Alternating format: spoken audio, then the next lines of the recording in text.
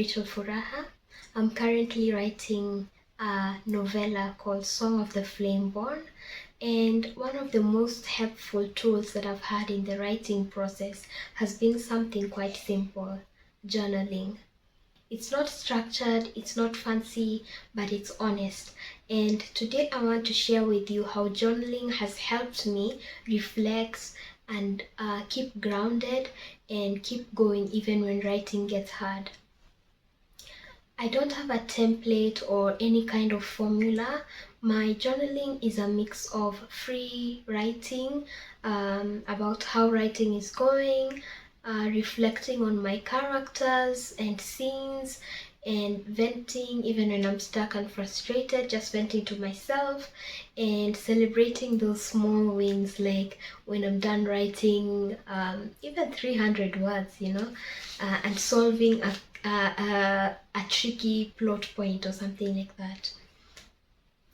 I use a physical notebook when I can, but most of the time I just use my phone, which is more accessible at all times. And it's about getting your thoughts out, and it's not about making it perfect, it's just getting your thoughts out there. I usually journal just after a writing session or sometimes before, especially when I'm feeling stuck. It helps me to transition into the story or out of it, like a warm-up or a cool down after writing. And when I'm stuck, journaling becomes that place where I try to figure out why. Is it that I'm tired? Is it that I'm scared? Or am I overthinking something? It helps me to name what is going on, and naming it is actually quite powerful.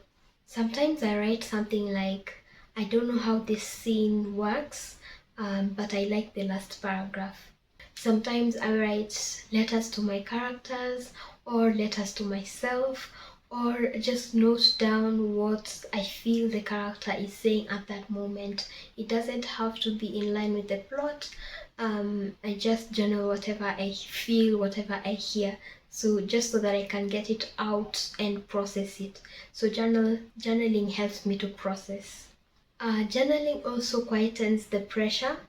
When I'm journaling, there is no audience, it's just for myself, so there are no expectations, and it's one place that I know that I can just feel free to write anything without the perceived judgment. I know that I don't have to get it right, and that freedom at times leads to a lot of clarity. Sometimes the journal entry has helped me to see the character's motivation, or just helped me to figure out why the scene is not working. And it's also a place where I reconnect and reflect on why I'm writing that story. Reading over old entries, I see how much I have grown. I see the doubts that I eventually overcame. I see the patterns in my creativity, and it reminds me that hard days normally pass and good days return. So journaling becomes the record of the journey and a kind of time capsule that says, this mattered, that happened, you did this. Keep it simple. You don't need any fancy journal or any fancy writing prompts. Just get a journal and start writing. You can start with a simple question like, how did writing go today? What was on my mind about the story? What am I excited about, or what am I worried about in this part of the story?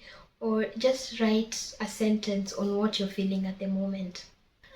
You don't need to journal every single day, just do it when it feels right and when it serves you. Writing a novella is more than word count or deadlines.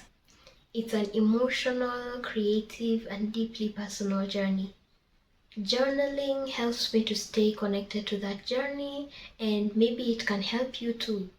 If you've ever felt stuck or scattered or unsure as a writer, try journaling to process your way through it. You might be surprised what comes out of it. If you journal your writing process too, I would love to hear all about it in the comments below. And if you're new to it, maybe today is the day that you try it. Let your journal be the place where your story starts, even before it hits the page.